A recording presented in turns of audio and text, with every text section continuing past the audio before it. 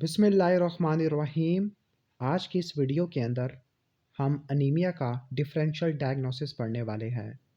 तो स्टार्ट इस तरह से करना है कि सबसे पहले आपने एमसीवी को देखना है।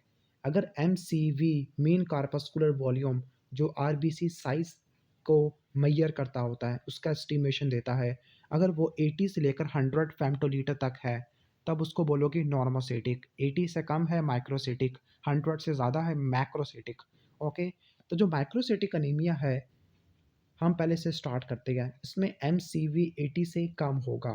अब एम सी वी 80 से कम है, बहुत सारे कॉजेज हो सकते हैं। तब आपने रेटिक्स को देखना है, रेटिकुलोसाइट काउंट को देखना है।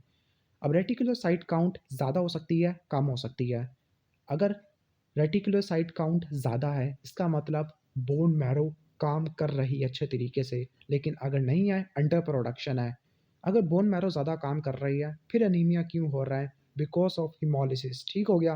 तो अगर आपने रेटिकुलोसाइट काउंट को देखा और आपको ज़्यादा नंबर देखने को मिला, 3% से ज़्यादा देखने को मिला, इसका मतलब हाइपर रीजनरेटिव माइक्रोसिटिक अनीमिया है। डैट मीन्स कि कोई हिमोलिसिस हो रही है। ओके, तो हाइपर रीजनरेटिव के अंदर सफीरोसाइटोसिस हो सकता है। अब सफीरोसाइटो देखा कि सफीरोसाइटोसिस है या नहीं।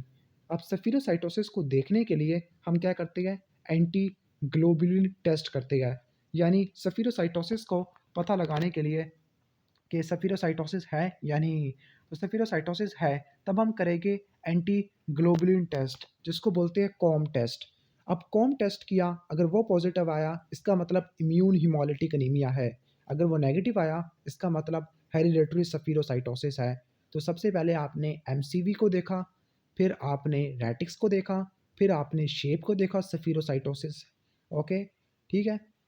और अगर सफीरोसाइटोसिस नहीं है इसका मतलब एंजाइम्स में या मेम्ब्रेन में डिफेक्ट है। ओके, अगर सफीरोसाइटोसिस थी तब आपने कॉम टेस्ट किया, पॉजिटिव आया इसका मतलब इम्यून हिमोलिटिक अनीमिया, नेगेटिव आया हेरिडिटरी।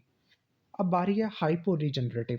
हाइपो रीजनरेटिव का मतलब बोन मैरो से काम नहीं कर रही। तो सीरम फेरेटिन और सीरम आयरन और परसेंटेज ट्रांसफेरिन सैचुरेशन, यानी TIBC percentage saturation, serum iron serum ferritin देखेंगे, फेरोकाइनेटिक्स करेंगे। अगर फेरोकाइनेटिक्स में आपको रिजल्ट कम देखने को मिला या एबनॉर्मल देखने को मिला तो आयरन डेफिशिएंसी एनीमिया है। लेकिन अगर आपको टेस्ट रिजल्ट नॉर्मल देखने को मिले तब आपने हीमोग्लोबिन इलेक्ट्रोफोरेसिस करनी है। अब उसमें दो टाइप के एनीमिया आ सकते हैं, तीन टाइप के। एक अलग क्लास है थैलासीमिया, और इसके अलावा हीमोग्लोबिन ई, और जो सिट्रोप्लास्टिक एनीमिया जिसमें एनीमिया ऑफ क्रॉनिक डिजीज आ जाएगा। ठीक हो गया। निमोनिक इसका माइक्रोसिटिक का है A list. A for anaemia of chronic disease, L for lead poisoning, I for iron deficiency anaemia, S for sideroblastic anaemia, T for thalassaemia. अब आते हैं नॉर्मोसिटिक।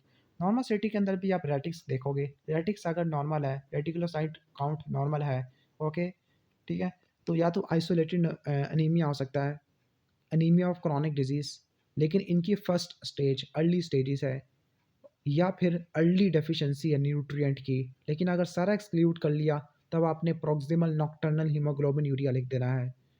अगर आरबीसी के अलावा बहुत सारे सेल इन्वॉल्व होते हैं इसका मतलब माइलोडिस्प्लास्टिक सिंड्रोम है या ए प्लास्टिक एनीमिया है। लेकिन अगर रेटिक्स ज़्यादा हो गया इसका मतलब हिमोलिसिस है। अब आ रही है मैक्रोसिटिक एनीमिया की। मैक्रोसिटिक एनीमिया के अंदर एम सी वी 100 से ज़्यादा होगा।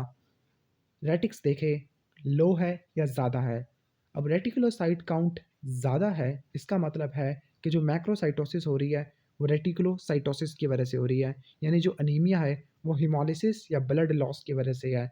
लेकिन अगर रेटिक्स कम है इसका मतलब हम दूसरी चीज़ों की तरफ जाएंगे, हम न्यूट्रोफिल को देखेंगे। अगर न्यूट्रोफिल हाइपर सेगमेंटेड है इसका मतलब फोलेट या विटामिन बी 12 की डेफिशिएंसी हो सकती है।